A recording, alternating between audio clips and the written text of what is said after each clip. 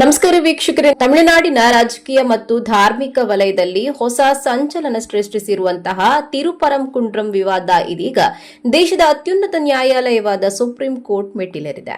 ಒಂದು ಕಡೆ ಸಾವಿರಾರು ಭಕ್ತರ ನಂಬಿಕೆ, ಮತ್ತೊಂದು ಕಡೆ ಕಾನೂನು ಸುವ್ಯವಸ್ಥೆ ಮತ್ತು ಧಾರ್ಮಿಕ ಸೌಹಾರ್ದತೆಯ ಕುರಿತ ಆತಂಕ.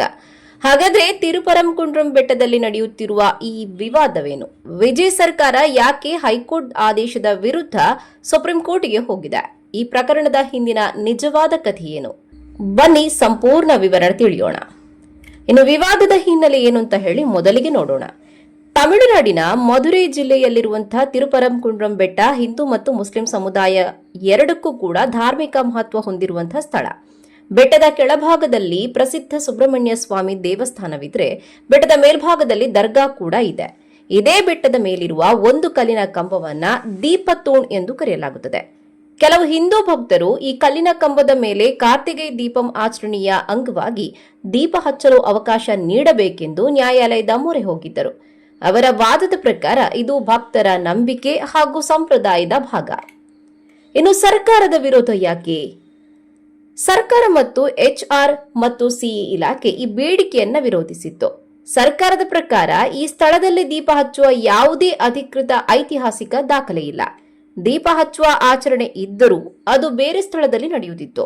ಈ ಕಲ್ಲಿನ ಕಂಬ ಧಾರ್ಮಿಕ ಸಂಕೇತವಲ್ಲ, ಇದು ಬ್ರಿಟಿಷರ ಕಾಲದಲ್ಲಿ ನಿರ್ಮಿಸಲಾದಂತಹ ಸರ್ವೆ ಕಲ್ಲು ಮಾತ್ರ. ಅಷ್ಟೇ ಅಲ್ಲ, ಈ ಸ್ಥಳವು ದರ್ಗಾದಿಂದ ಕೇವಲ 50 ಮೀಟರ್ ದೂರದಲ್ಲಿ ಇರುವುದರಿಂದ ಯಾವುದೇ ರೀತಿಯ ಉದ್ವಿಗ್ನತೆ ಉಂಟಾಗುವ ಸಾಧ್ಯತೆಯನ್ನ ಸರ್ಕಾರ ಪ್ರಸ್ತಾಪಿಸಿತ್ತು. ಹಾಗಾಗಿ ಈ ಪ್ರಕರಣದ ಕುರಿತು ಇದೀಗ ಹೈಕೋರ್ಟ್ ನೀಡಿದ ಮಹತ್ವದ ತೀರ್ಪು ಹೀಗಿದೆ. ಇನ್ನು ಈ ಪ್ರಕರಣ ವಿಚಾರಣೆ ನಡೆಸಿದಂತ ಮದ್ರಾಸ್ ಹೈಕೋರ್ಟ್ ನ್ಯಾಯಮೂರ್ತಿ GR ಸ್ವಾಮಿನಾಥನ್ ಭಕ್ತರ ಪರ ತೀರ್ಪು ನೀಡಿದ್ದಾರೆ. ದೀಪ ಹಚ್ಚುವುದರಿಂದ ದರ್ಗಾದ ಹಕ್ಕುಗಳಿಗೆ ಧಕ್ಕೆಯಾಗುವುದಿಲ್ಲ, ಭಕ್ತರ ಧಾರ್ಮಿಕ ಸ್ವಾತಂತ್ರ್ಯವನ್ನ ಕಸಿದುಕೊಳ್ಳಲು ಸಾಧ್ಯವಿಲ್ಲ, ಆದ್ದರಿಂದ ದೀಪ ಹಚ್ಚಲು ಅವಕಾಶ ನೀಡಬೇಕು ಎಂದು ಆದೇಶಿಸಿದರು. ನಂತರ ಸ್ಥಳೀಯ ಆಡಳಿತ ಭದ್ರತಾ ಕಾರಣಗಳನ್ನ ಮುಂದಿಟ್ಟಾಗಲೂ ನ್ಯಾಯಾಲಯ ತನ್ನ ನಿಲುವನ್ನು ಬದಲಾಯಿಸಲಿಲ್ಲ. ಬದಲಾಗಿ CISF ಭದ್ರತೆಯೊಂದಿಗೆ ಆಚರಣೆ ನಡೆಸುವಂತೆ ಸೂಚನೆ ನೀಡಿತು. ಇದೀಗ ವಿಭಾಗೀಯ ಪೀಠದ ತೀರ್ಪು ಅಂತ ಹೇಳಿ ನೋಡೋದಾದ್ರೆ, ಈ ಆದೇಶದ ವಿರುದ್ಧ ಸರ್ಕಾರ ಮೇಲ್ಮನವಿ ಸಲ್ಲಿಸಿತ್ತು. ಆದ್ರೆ 2026 ಜನವರಿಯಲ್ಲಿ ವಿಭಾಗೀಯ ಪೀಠ ಕೂಡ ಸರ್ಕಾರದ ವಾದವನ್ನ ತಳ್ಳಿಹಾಕಿತ್ತು. ಕೇವಲ ಕಾನೂನು ಸುವ್ಯವಸ್ಥೆಯ ಆತಂಕವನ್ನ ಕಾರಣವನ್ನಾಗಿ ಮಾಡಿ ಧಾರ್ಮಿಕ ಆಚರಣೆಯನ್ನ ತಡೆಯಲು ಸಾಧ್ಯವಿಲ್ಲ ಎಂದು ನ್ಯಾಯಾಲಯ ಹೇಳಿದೆ. ಯಾವುದೇ ಗಲಭೆ ಅಥವಾ ಸಮಸ್ಯೆ ಉಂಟಾಗದಂತೆ ನೋಡಿಕೊಳ್ಳುವುದು ಆಡಳಿತದ ಕರ್ತವ್ಯ ಎಂದು ನ್ಯಾಯಮೂರ್ತಿಗಳು ಸ್ಪಷ್ಟಪಡಿಸಿದರು. ಈ ನಡುವೆ ಇದೀಗ ವಿಜಯ್ ಸರ್ಕಾರದ ಎಂಟ್ರಿ ಕೊಟ್ಟಿದೆ. ಇದೀಗ ರಾಜಕೀಯ ಬೆಳವಣಿಗೆಯ ನಡುವೆ ನಟ ರಾಜಕಾರಣಿ ವಿಜಯ್ ನೇತೃತ್ವದ ಸರ್ಕಾರ ಅಧಿಕಾರಕ್ಕೆ ಬಂದಿದೆ. ಅಧಿಕಾರಕ್ಕೆ ಬಂದ ಕೆಲವೇ ದಿನಗಳಲ್ಲಿ ಈ ಪ್ರಕರಣವನ್ನ ಮತ್ತೆ ಸುಪ್ರೀಂ ಕೋರ್ಟ್ಗೆ ಕೊಂಡೊಯ್ಯುವ ನಿರ್ಧಾರ ಕೈಗೊಂಡಿದೆ.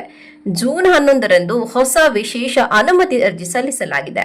ಇದರೊಂದಿಗೆ ಪ್ರಕರಣ ರಾಷ್ಟ್ರೀಯ ಮಟ್ಟದಲ್ಲಿ ಮತ್ತೊಮ್ಮೆ ಚರ್ಚೆಗೆ ಬಂದಿದೆ. ಹಾಗಾದ್ರೆ ರಾಜಕೀಯ ಆಯಾಮ ಏನು? ಈ ಪ್ರಕರಣ ಈಗ ಕೇವಲ ಧಾರ್ಮಿಕ ಆಚರಣೆಯ ವಿಚಾರವಾಗಿ ಉಳಿದಿಲ್ಲ, ಇದರಲ್ಲಿ ರಾಜಕೀಯ ಆಯಾಮವೂ ಸೇರಿಕೊಂಡಿದೆ. ವಿಜಯ್ ಸರ್ಕಾರ ಧಾರ್ಮಿಕ ಸೌಹಾರ್ದತೆ ಮತ್ತು ಕಾನೂನು ಸುವ್ಯವಸ್ಥೆಗೆ ಆದ್ಯತೆ ನೀಡುತ್ತಿದೆ ಎಂದು ಬೆಂಬಲಿಗರು ವಾದಿಸುತ್ತಿದ್ದಾರೆ. ಆದರೆ ವಿರೋಧ ಪಕ್ಷಗಳು ಮತ್ತು ಕೆಲವು ಹಿಂದೂ ಸಂಘಟನೆಗಳು ಇದನ್ನು ಭಕ್ತರ ಹಕ್ಕುಗಳ ವಿರುದ್ಧ ಕ್ರಮ ಎಂದು ಟೀಕಿಸುತ್ತಿವೆ. ಹೀಗಾಗಿ ಈ ವಿವಾದ ರಾಜಕೀಯ ಚರ್ಚೆಯನ್ನು ಹುಟ್ಟುಹಾಕಿದೆ.